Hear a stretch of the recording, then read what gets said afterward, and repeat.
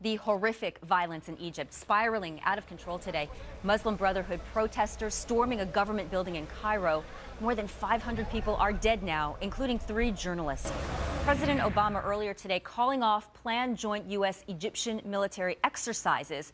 But would there be any kind of immediate impact if America pulled the plug on the money we are giving in aid? I want to bring in Middle East expert Lisa Daftari and former State Department official Christian Whiton. He also wrote the upcoming book, Smart Power Between Diplomacy and War. Welcome to both of you. Lisa, to the best of your knowledge, what is the latest in Egypt right now?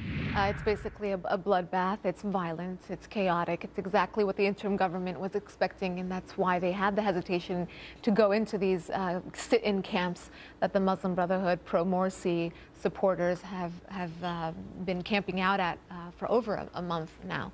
They won't go down without a fight. They're not going to go down easily, and we don't know when the end of this will be. Christian, do you agree it's just turned into, if you will, a vicious cycle in Egypt? Well, yeah, and I think it's important to realize who the culprit is here, which is, of course, the Muslim Brotherhood. It's not the Egyptian army, and I think the Obama administration has made a terrible mistake, another in a litany of mistakes since Arab Spring began, in signaling some distance between Washington and the Egyptian military.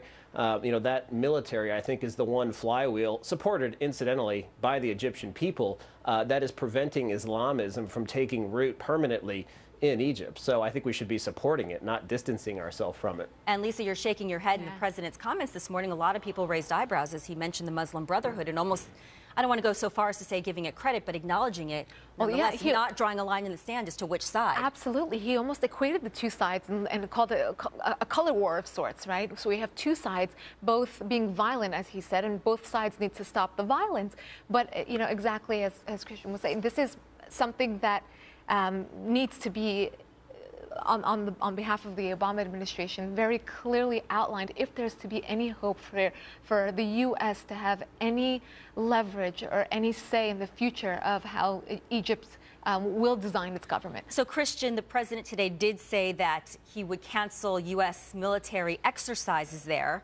Is that a big deal, or is it just for show? Clearly no mention of the U.S. aid going into the region or what to do about it in the future. I gather that it is a big deal because Egyptians are noticing, and once again, they're seeing the U.S. government on the wrong side of history and on the wrong side of what they want. Obama, it was sort of open mic night when the Mubarak regime, the strongman who preceded all of this turbulence, started to wobble. Biden was out saying one thing, Hillary was saying another. None of it really made a lot of sense. Well, fast forward now, and the Obama administration is sort of babbling again, and when it does say something, it's on the wrong side. It's on the side of the Islamists. It's on the side of the people who want to turn Egypt basically into a Sunni version of the Iranian regime. That would be tremendously hostile to the United States and take Egypt back to a situation where it's on the brink of war with Israel. So, I think this is just the wrong signal to send. I want to talk about the economy of Egypt because it's non-existent, Lisa, right? Unemployment is above 20%. These people are starving. You have Western-based businesses also pulling out. You have Shell closing operations, GM closing a plant there. What beyond, I know that there's tremendous aid pouring in still, but is getting the economy on more solid footing an answer here? That was actually the root of the problem. People don't start revolutions because of democracy. They started obviously because of poverty. And the country has 85 million people that cannot be sustained. There aren't any jobs. The people are overeducated, can't find jobs. The poor people are not being fed. That's, the people who are out on the streets, they fall into two main groups. They're the terrorists, the actual Muslim Brotherhood members who are trained and media savvy and know exactly how to run this operation. And the second type is the lower socioeconomic brackets who are being fed by the Muslim Brotherhood. And we find that in so many different countries where these groups are going in and they're nesting because they're able to open soup kitchens and answer to the needs of these people. So the economy, whatever this interim government happens, obviously nobody wants to deal with the military government, but that's the solution that's being put in place right now. But the first solution will be to get the economy back up, get tourism back up, and to help the Egyptian people move forward. I mean, Christian, I'm concerned, even though oil prices haven't reacted to the situation, you have to keep a close eye on the Suez Canal, and who knows what happens down the road. And if there, I guess another point too is the U.S. markets were down over 200 points. Some might point to the geopolitical threat coming out of Egypt as well. Do you see this as having a ripple effect?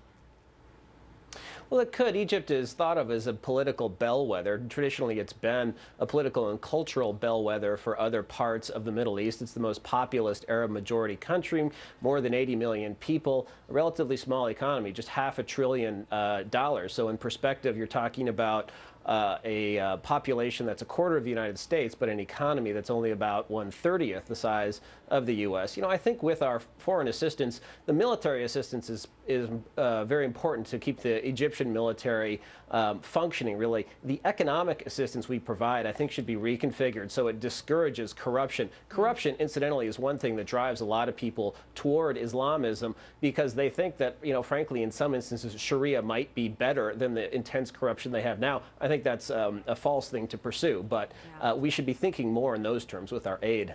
Well, it's such an important discussion. Unfortunately, we don't have more time. The civil war in Syria, this unrest now in Egypt, it's so troubling. But we certainly appreciate both of your analyses this evening. Thank you to both of you.